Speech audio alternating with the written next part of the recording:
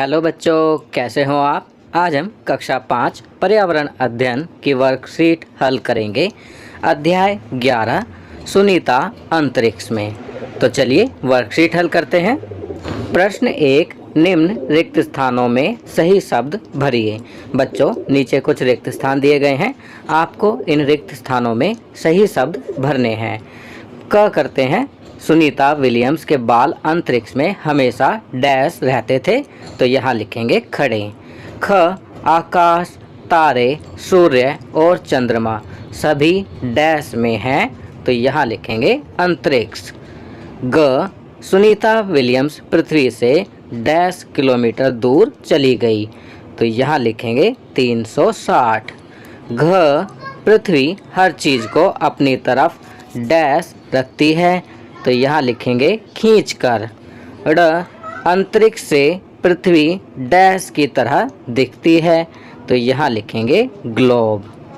चलिए आगे बढ़ते हैं।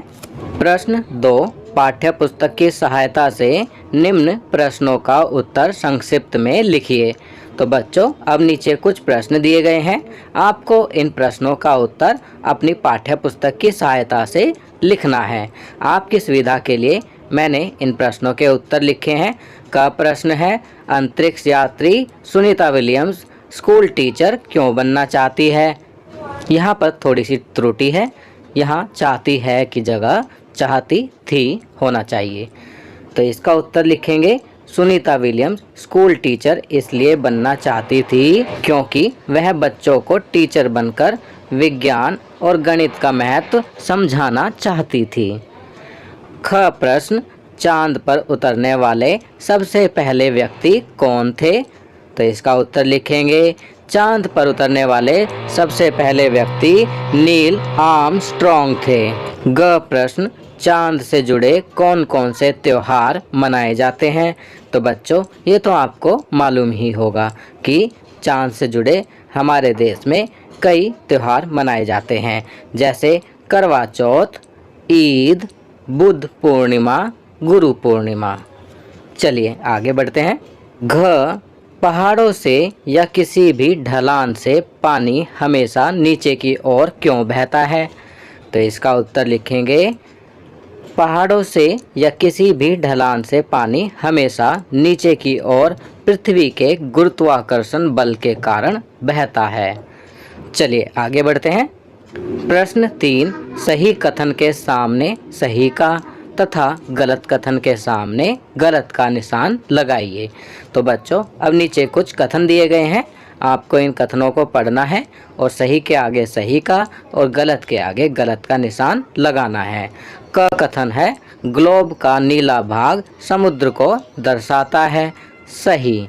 ख, सुनीता अंतरिक्ष से भारत, पाकिस्तान, नेपाल और बर्मा को अलग अलग बता सकती थी, गलत।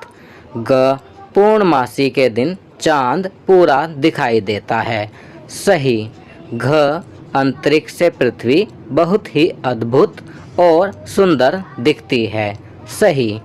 ड़, अंतरिक्ष यान में खाना बैठकर खाया जाता है, गलत। चलिए आगे बढ़ते हैं। प्रश्न 4, क्रियाकलाप। रात के समय आसमान में दिखने वाली चीज़ों के चित्र बनाइए। तो बच्चों, यहाँ पर जो जगह दी गई है, इसमें आपको रात के समय दिखने वाली चीज़ों के चित्र बनाने हैं। तो बताइए बच्चों, रात के समय आसमान में आपको कौन कौन सी चीज़ें दिखाई देती हैं। वेरी गुड, आपने सही समझा, तारे, चाँद। यदि और कुछ दिखाई देता है तो वो भी आप यहाँ बना सकते हैं, जैसे कि बादल। आपकी सुविधा के लिए मैंने यहाँ पर कुछ चित्र लगा दिए हैं, जिन्हें देखकर आप आसानी से रात के समय आसमान में दिखने वाली चीज़ों के चित्र बना सकेंगे। तो बच्चों, ये वर्कशीट यहाँ कंप्लीट होती है। अगर ये वीडियो आपको अच्छी लगी तो इसे लाइक एंड शेयर ज़रूर करें। अन्य विषयों पर बने हमारे लेटेस्ट वीडियोस को देखने के लिए चैनल को सब्सक्राइब करना ना भूलें और देखते रहिए हमारा channel knowledge kingdom. Thank you.